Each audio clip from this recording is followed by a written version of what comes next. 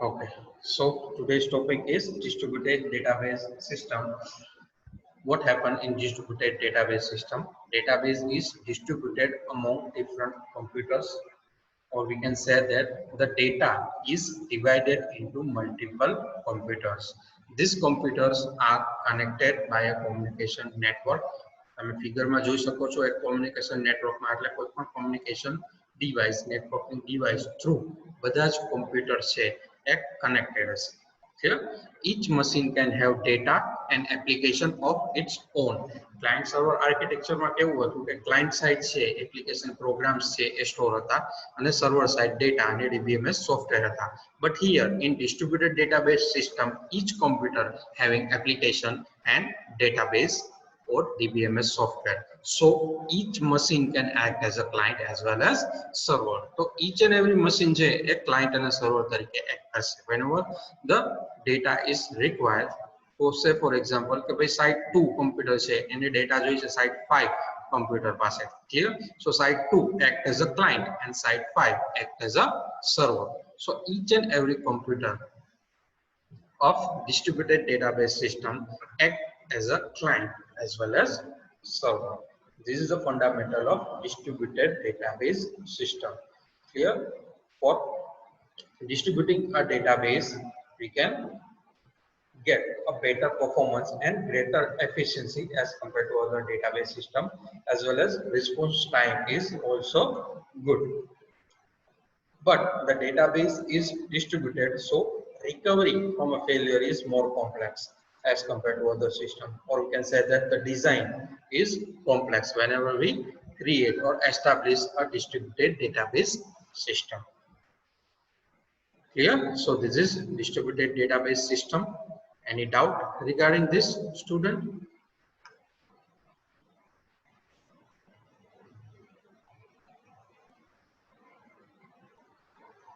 चलो बीजा कोઈને કઈ ડાઉટ હોય તો ચેટ બોક્સમાં ટાઈપ કરી શકે છે.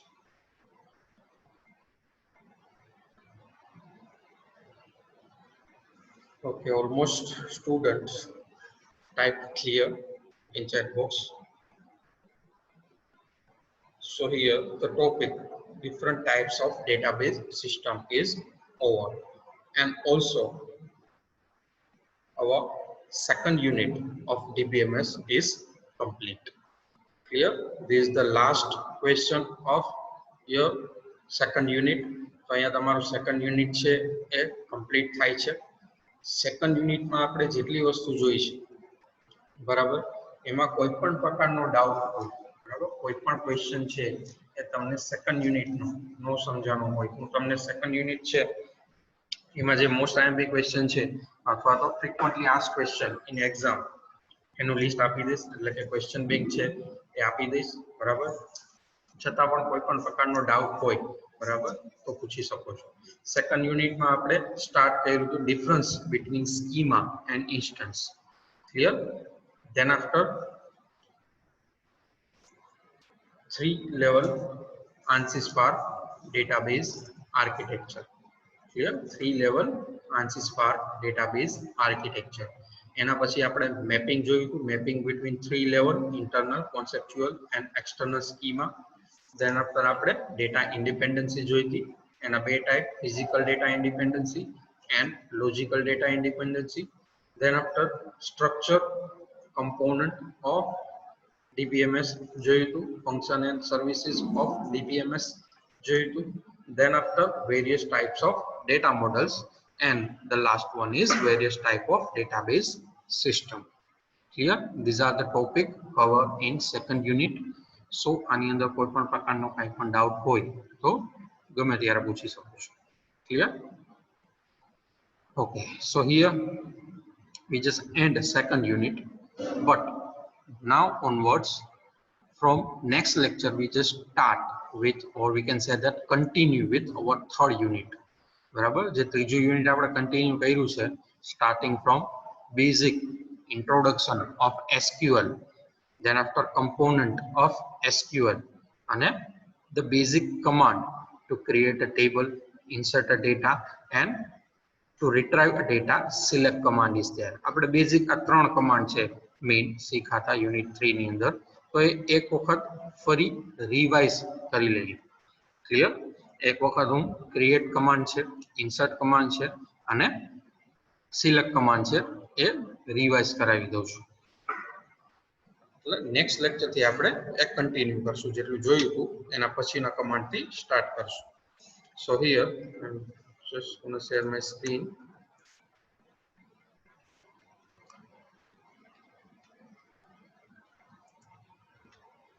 Okay, તમારી સ્ક્રીન ઉપર એક ટેબલ દેખાય છે, that is employee table। આટલા ફિલ્ડ છે એની અંદર એમ્પ્લોય આઈડી, બ્રેકેટમાં એનો ડેટા ટાઈપ લખેલો છે number, employee name, data type is varchar2, city, data type is varchar2, salary, data type is number, hire underscore date. Underscore એટલા માટે કે અહીંયા ડેશ છે એ અલાઉ નથી। ક્લિયર? ટેબલના નામમાં કે ફિલ્ડના નામમાં ડેશ અલાઉ નથી। કેટલી વસ્તુ અલાઉ છે ટેબલના નામમાં અને ફિલ્ડના નામમાં? digit, character and underscore. Clear? Numeric value, alphabet and underscore only allow in table name and field name. એનો data type છે date, then after last one is contact number, એનો data type છે number. Clear?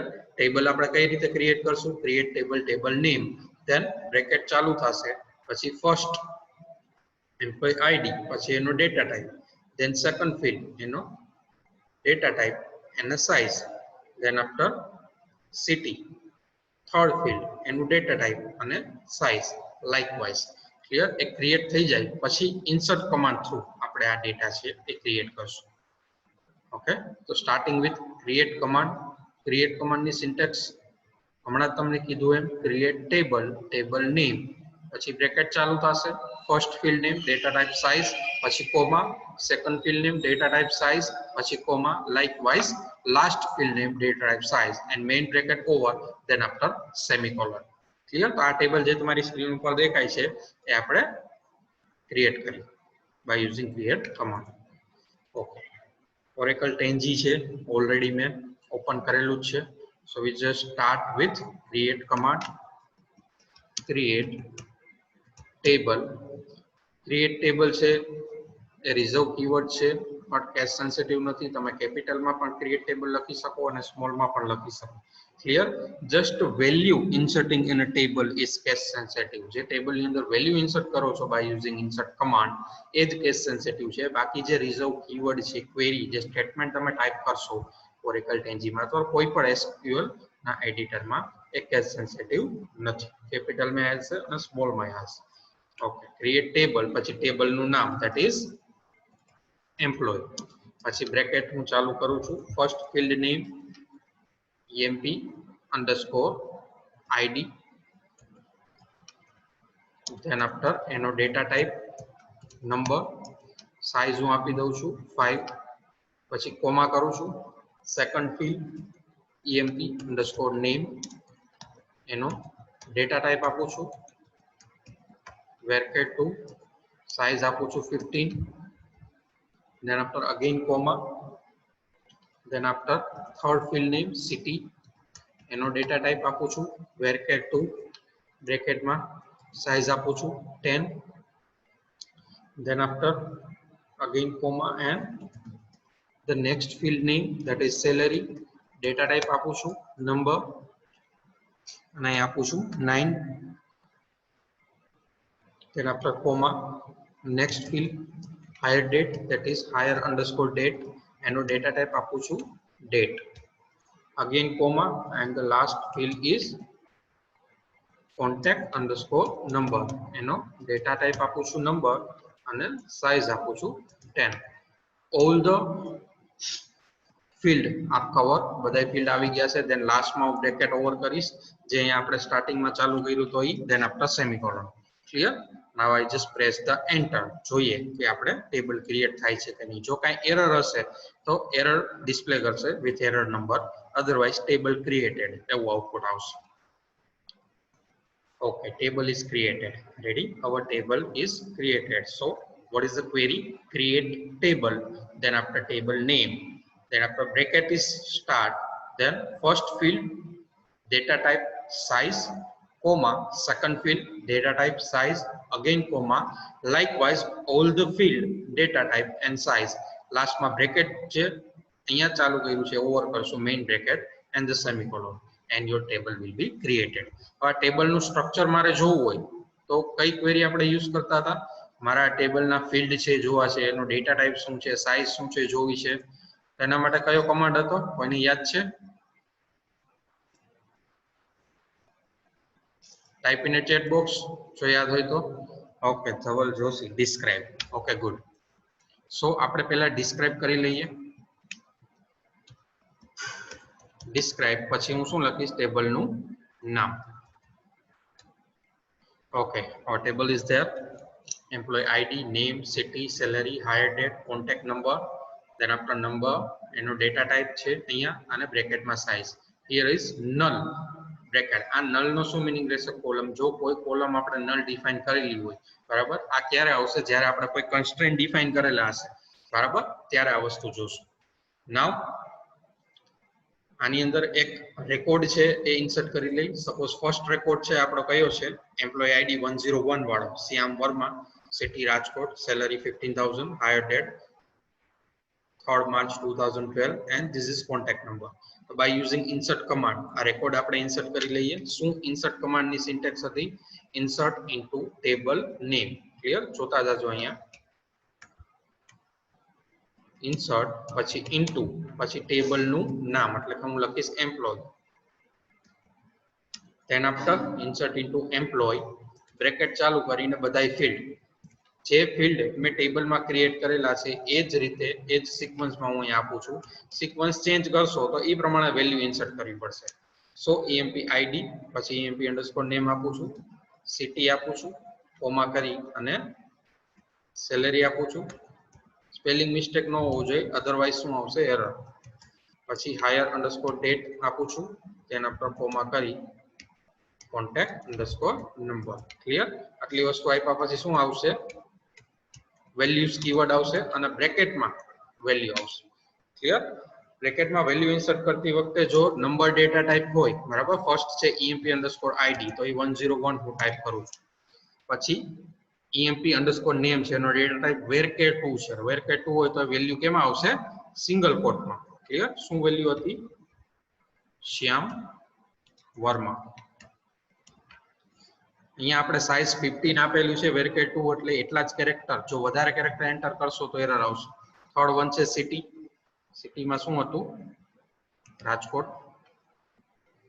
અગેન કોમા કરી અને એના પછી salary સેલેરીમાં number data type હતો એટલે ડાયરેક્ટલી 15000 એની વેલ્યુ એન્ટર કરું છું તેના પર હાયર ડેટ તો ડેટમાં પણ સિંગલ કોટમાં આવશે ડેટ અને varchar2 બરાબર કેરેક્ટર હોય varchar2 હોય અથવા તો ડેટ હોય તો એની અંદર સિંગલ કોટમાં વેલ્યુ આવશે શું હતું આ ડેટ 3rd March 2012 એમાં પણ ddmonYY બરાબર ddmonYY એ રીતે આપણે એડ કરશું જેમ ઓની અંદર છે એ જ રીતે 2012 and the last one is contact number શું હતા contact number એમાં પણ નંબર છે એટલે હું ડાયરેક્ટલી વિધાઉટ કોટેશન એડ કરીશ 885576 then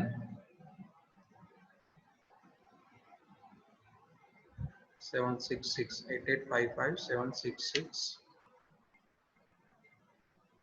228 okay so here we go just bracket over કર્યો છે લાસ્ટ આ વેલ્યુઝ વાળો અને હું શું કરું છું સેમિકોલોન આપું છું એક વખત જોઈ લો ક્વેરી ઇન્સર્ટ ઇનટુ એમ્પ્લોય પછી બધા ફિલ્ડ બ્રેકેટમાં આપી દીધા અકોર્ડિંગ ટુ ધ ફિલ્ડ જે રીતે અહીંયા ફિલ્ડ આપ્યા છે એ જ રીતે હું અહીંયા વેલ્યુ છે એ શું કરું છું એન્ટર કરું છું પહેલા એમ્પ્લોય આઈડી ની પછી એમ્પ્લોય નું name than after city than after salary than after higher date and then after contact number જો કઈ મિસ્ટેક નહીં હોય તો શું આવશે output one row created so enter આપું છું okay one row created output is there so successfully we just insert our record same એ જ રીતે બે રેકોર્ડ છે ઇન્સર્ટ બીજો સેકન્ડ રેકોર્ડ પણ ઇન્સર્ટ કરી દઈએ તમારે શું કરવાનું જ્યારે તમે SQL એડિટર યુઝ કરતા હોય અપ એરો કરશો એટલે પ્રીવિયસ ક્વેરી છે એ આવશે બરાબર તો પ્રીવિયસ ક્વેરી તમે જે ટાઈપ કરેલી હશે એ આવી જાય આટલી વસ્તુ તો સેમ જ આવશે ઇન્સર્ટ ઇનટુ એમ્પ્લોય બ્રેકેટમાં બધા ફિલ્ડ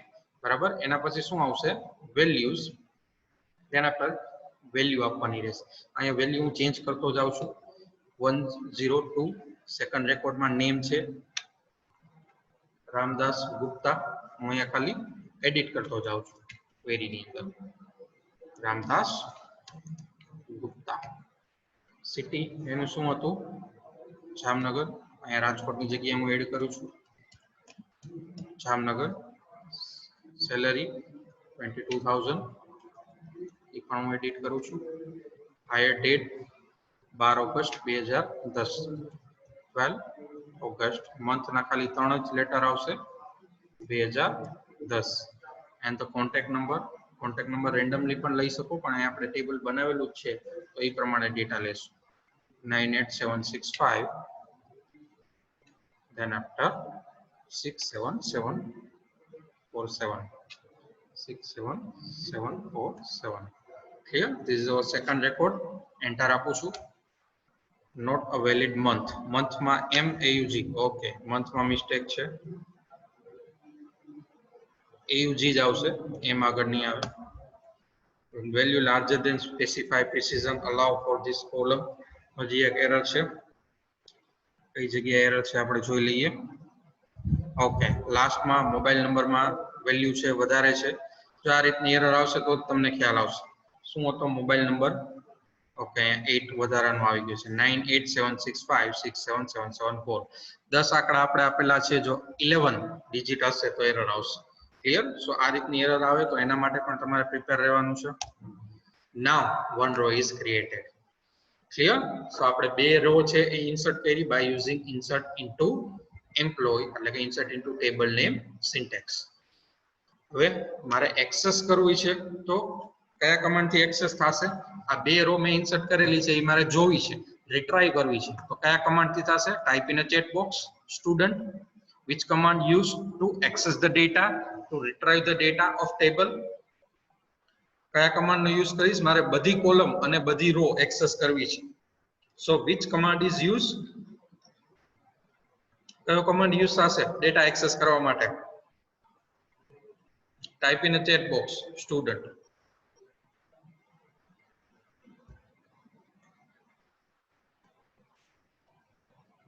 કોઈને યાદ નથી? Okay, select. ધવલ જોશી. આને એકને જ આન્સર આપવાનો છે, બીજા બધા સૂતા છે કે શું? To access the data, to retrieve the data, or we can say that to retrieve all the columns and all the rows, we can use select command. Clear? શું હતી select ની syntax? જો મારે બધી રો અને બધી column access કરવી હોય તો select star from table name. so હું અહીં આપું છું select star from employee અને પછી સેમિકોલોન. એન્ટર આપું છું. સો અહીંયા આપણી બે રો છે અને જે કોલમ છે 6 કોલમ અને બે રો એ ડિસ્પ્લે થાય છે. Employee ID, employee name, city, salary, hire date and contact number, all 6 column and all the rows. અત્યારે બે જ રો આપણે એડ કરેલી છે તો એ આપણે ડિસ્પ્લે થાય છે. ક્લિયર? અહીં આપણે એ પણ વસ્તુ કરી શકીએ, મારે બે જ કોલમ એક્સેસ કરવી હોય તો હું સિલેક્ટ પછી એક કોલમ નું ડાયરેક્ટલી નામ આપી દઈશ. સપોઝ મારે એમપી આઈડી અને એમપી નેમ જ જોઈ છે તો હું બે જ કોલમ આપીશ. અહીંયા select emp ID, emp name from employee. Clear? તો શું આવશે? સિલેક્ટેડ કોલમ આવશે પણ વેલ્યુ બધી આવશે. ક્લિયર? અહીંયા આટલી વસ્તુ. આમાં શું થયું? વેલ્યુ છે એમ્પ્લોય આઈડી ની અને એમ્પ્લોય નેમ ની, એ જ વેલ્યુ છે, એટલે કે બે જ કોલમ છે એ ડિસ્પ્લે થાય છે. બરાબર? આટલી વસ્તુ સમજાય છે? જેટલી આપણે કોલમ, આમાં કેટલી કોલમ હતી? 6 કોલમ હતી. તો અહીંયા સિલેક્ટેડ કોલમ આપણે જોતી હોય તો ખાલી એ જ કોલમ નેમ સિલેક્ટ પછી આપવાનું.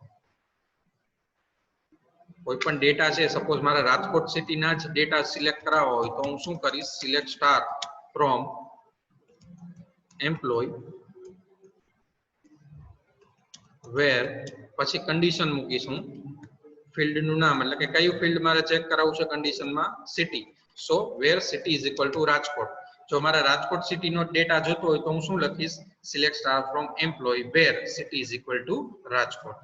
તો ખાલી રાજકોટ વાળો ડેટા આવશે. ક્લિયર? અહીંયા એક જ રેકોર્ડ છે રાજકોટ વાળો, તો એ જ ડિસ્પ્લે થશે. બધી જ કોલમ આવે છે, but row is selected. Clear? So here we can access the data in different manner. Like આપણે બધી કોલમ અને બધી રો જોતી હોય તો select star from table name, પછી સિલેક્ટેડ કોલમ કે સિલેક્ટેડ રો જોતી હોય તો એ રીતે. ક્લિયર? આ અલગ અલગ રીતે આપણે ડેટા છે એ સિલેક્ટ કરી શકીએ. સો યુનિટ 3 માં આપણે આટલા બેઝિક કમાન્ડ